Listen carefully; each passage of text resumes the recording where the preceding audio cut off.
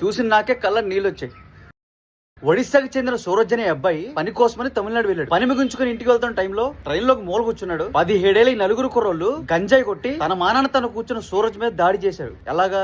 కత్తులతో. నన్ను వదిలేయండి, నాతో వెటకరవద్దు అన్న పాపానికి వాళ్ళు ఇంకా రెచ్చిపోయి ఒక చోట ట్రైన్ ఆగితే ఆ ట్రైన్ లో నుంచి బలవంతంగా దించేసి ఎవరు లేని ప్లేస్ కి తీసుకెళ్లి ఇలా కత్తులతో దాడి చేశారు. అబ్బాయి ప్రాణానికి ఇప్పుడు ప్రమాదం లేదు, కానీ మరి ఇంత దారుణంగా దాడి చేయడం అంటే చూసిన నాకే కళ్ళ నీళ్ళు వచ్చాయి. ఎటుపోతుందిరా మన దేశం?